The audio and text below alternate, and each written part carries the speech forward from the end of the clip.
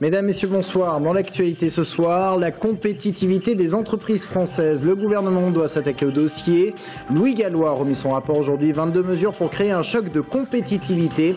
Nous nous rendrons dans une entreprise tourangelle tournée vers l'export. Ses problèmes, ses attentes dans quelques minutes.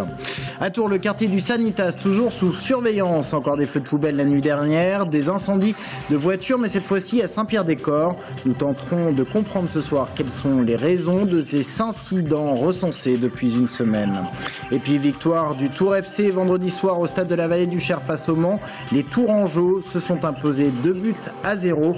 Le TFC qui remonte à la 13e place du classement avec 16 points. Dans quelques instants, nous nous rendrons donc dans une entreprise tourangelle tournée vers l'export pour comprendre ce sujet de la compétitivité. Mais avant, les suites des incendies de véhicules sur l'agglomération tourangelle. Ce week-end, c'est sur la commune de Saint-Pierre-des-Corps que l'on en a recensé, moins d'une dizaine cependant. Et puis le quartier du Sanitas, lui, reste toujours sous surveillance. La nuit dernière, quelques feux de poubelle ont été dénombrés. Et puis enfin, du côté des interpellations, deux mineurs de 15 et 16 ans ont été placés hier soir sous contrôle judiciaire. Et un tout juste majeur a été condamné à 3 mois de prison avec sursis et 80 heures d'intérêt général. Il avait lancé des pierres sur les policiers. Ce soir, on tente de comprendre pourquoi plusieurs quartiers de l'agglomération tourangelle ont été victimes d'incivilité. On parle souvent de désœuvrement des jeunes alors qu'on est en pleine vacances scolaires. Nous sommes allés voir dans un club de sport du Sanitas où l'on rejette la stigmatisation. Reportage Maud Gatineau.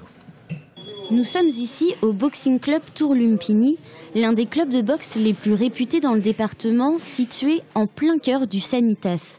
La moitié des 140 membres viennent du quartier. Le président et entraîneur du club, Hadj Mekedem, y vit depuis une quinzaine d'années.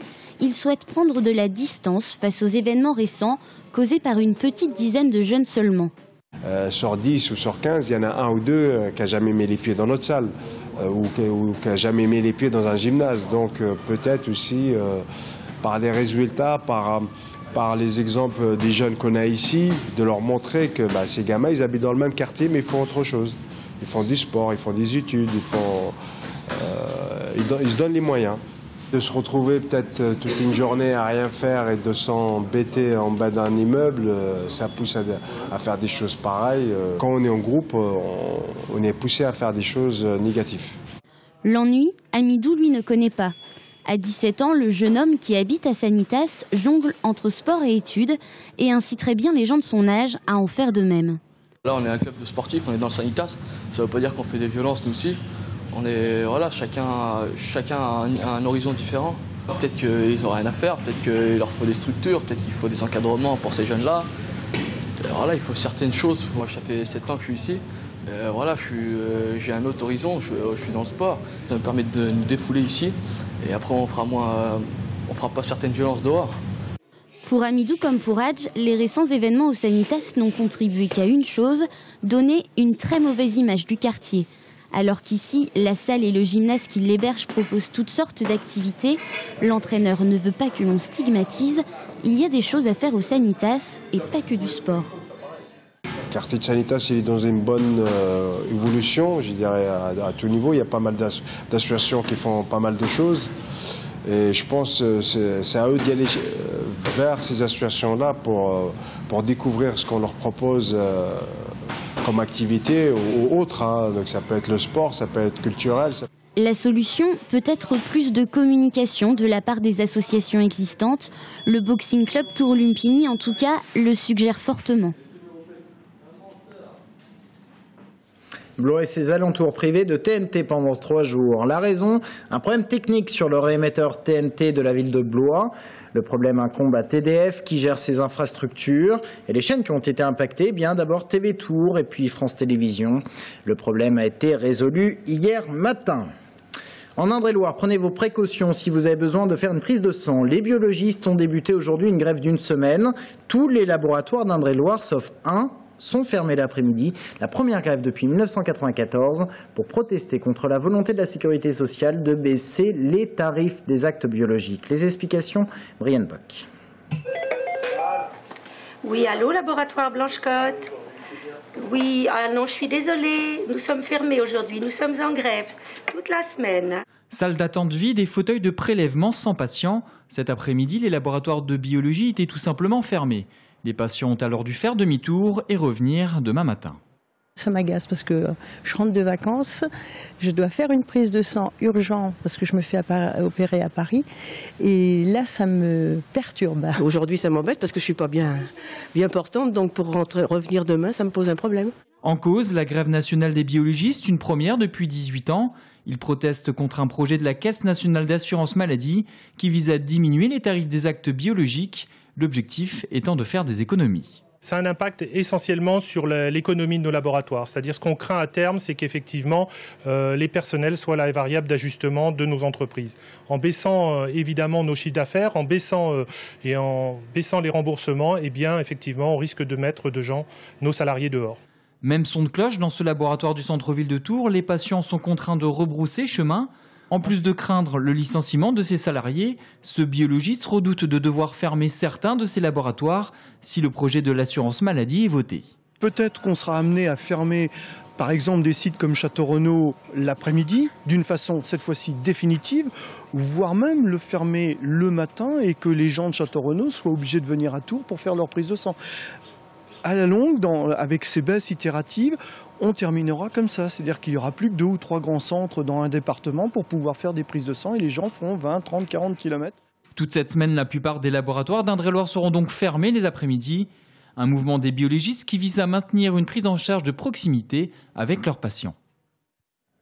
Ce sujet maintenant qui va encore animer le débat politique, la compétitivité des entreprises françaises. Louis Gallois a remis son rapport aujourd'hui, 22 propositions pour d'un côté faire baisser le coût du travail, de l'autre améliorer la compétitivité hors prix de la France. L'un ne va pas sans l'autre. Exemple dans une entreprise tourangelle tournée vers l'exportation, Lizzie Lambert.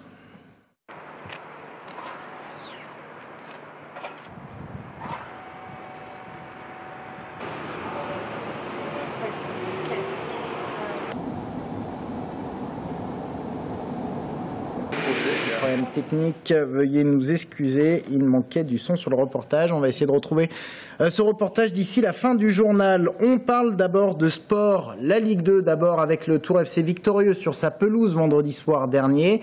Les Tourangeaux se sont imposés 2-0 face au Mans, but marqué à la 42e minute sur pénalty par Blaillac. Deuxième but marqué par Bergougnou à la 89e minute, vous allez le voir. Le Tour FC qui remonte ainsi à la 13e place du classement de Ligue 2 avec 16 points. Prochain match contre Guingamp vendredi. Le volley et la victoire des Tourangeaux face à Tourcoing hier 3-7-1. 5e journée de Liga jouée à domicile. Le Tour Volleyball est deuxième du classement dorénavant derrière 7. Et puis on va finir très prochainement, mais d'abord ces images de la deuxième édition d'Oser l'insurmontable à Chinon et le succès de l'opération. 1400 participants contre 750 l'an passé. Le principe, il est simple, courir et passer des obstacles dans la boue. Et avec la bonne humeur, on vient de loin pour y participer. Écoutez plutôt. On est venu de Bordeaux, on est venu à Chinon pour courir. On ne cherche pas à comprendre, on court. Depuis le début, depuis le départ, on court. On s'est pas arrêté. On s'est pas arrêté, on n'a pas cherché à comprendre. C'est dans la tête, c'est fire. Fire, ça veut dire c'est feu. Feu, c'est go. On est parti, on était malade. C'est deuxième année qu'on le fait, c'est génial. C'est génial. Fire. Allez, on attend du monde l'année prochaine. Et on termine ce journal avec une vente aux enchères qui avait lieu ce week-end au château du Rivaux. Une vente aux enchères pas comme les autres, car il s'agissait de cru millésimé, du vin pour financer la recherche sur l'autisme. Anaïs Michaud. 400 € pour cette armature. 450. 500. 550. 550 € une fois. 2 fois. Adjugé. 550 € une bouteille d'Armagnac de 1942, c'est la plus belle vente de ces enchères. C'est la 6e fois que le château du Rivaux accueille cette manifestation, avec comme volonté de promouvoir le patrimoine local. Le vin étant une des composantes essentielles de ce Val-de-Loire, il nous a semblé intéressant de faire une vente et on préférait faire une vente à but caritatif. Pour cette vente caritative, les viticulteurs du Val-de-Loire ont gracieusement offert leur cru millésimé. L'intégralité des fonds récoltés, soit plus de 8 000 €, est reversée directement à l'association ARAPI pour la recherche sur l'autisme. L'ARAPI, elle subventionne des jeunes chercheurs pour participer à une université d'automne. Et puis c'est aussi destiné à favoriser la venue de professionnels de pays en voie de développement qui cherchent à se former et qui n'ont pas les moyens de venir en France pour se former. C'est quelque chose de très utile, vraiment très utile. Et les bouteilles en vente réservaient de belles surprises. Des caisses de Château-Lagrille 89-90. Il y a aussi un chinon blanc de 1989, c'est-à-dire des vins qui sont rares et des millésimes qui sont prestigieux. Tout le monde se fait plaisir et puis tout le monde est prêt de jouer le jeu et de signer un chèque important au profit de l'ARAPI pour aider la recherche sur l'autisme. Au terme de près de 3 heures de vente dans une ambiance conviviale, les acheteurs aux enchères parfois serrés ressortent satisfaits. J'ai acquis du Château-Lagrille 89, c'est une des plus belles bouteilles de la région. J'en ai déjà dans la cave, donc ça complète. Voilà, c'est pour ça, 160 €. Le prix, ça n'a pas trop d'importance. C'est surtout que c'est un beau geste pour l'association et puis on les dégustera pour Noël. Un beau geste pour l'association et une belle anecdote à raconter en débouchant la bouteille. Alors le problème technique sur le sujet lié à la compétitivité semble résolu. On va se rendre donc dans une entreprise tourangelle qui est tournée vers l'export pour comprendre ce problème de compétitivité. Lisez Liambert. Le groupe CBE réalise des anneaux en béton destinés à consolider les voûtes de tunnels dans le monde entier. Son chiffre d'affaires de 25 millions € est réalisé à 95% à l'export. Ici, ce n'est pas le coût du travail, mais plutôt le manque de flexibilité qui pose problème. Si jamais on a des superpositions de projets, eh bien malheureusement, on fait appel à de l'intérim, on fait appel à des heures supplémentaires qui n'étaient pas forcément prévues dans le prix de vente. Et donc là, notre marge sur la partie main-d'œuvre s'en trouve impactée. L'entreprise emploie 208 salariés, les ouvriers sont tous qualifiés, mais la force du groupe se trouve aussi dans son bureau d'études. Les ingénieurs assurent la conception, mais surtout le développement d'innovations qui peuvent bénéficier de crédits d'impôt. Nous avons donc un service recherche et développement. Nous sommes toujours en train de chercher des idées nouvelles, justement pour avoir droit à ces crédits et surtout proposer une innovation technologique dans les moules pour le futur, ou pour être le premier, toujours pour être le leader. CBE travaille dans un domaine d'industrie de pointe qui préserve l'entreprise d'une partie de la concurrence internationale. Je dirais qu'une des difficultés majeures que nous rencontrons, c'est notre réactivité. Or, très souvent, les temps de réaction, de préparation de dossiers, de réponse à nos dossiers de candidature pour soumettre une demande de subvention ou une demande d'aide, les réponses sont beaucoup plus longues que le projet en lui-même. Pour rester compétitif face à son premier concurrent allemand, l'entreprise souhaite que la France mette en place un réseau qui permette à différentes entreprises de répondre ensemble aux offres de marché.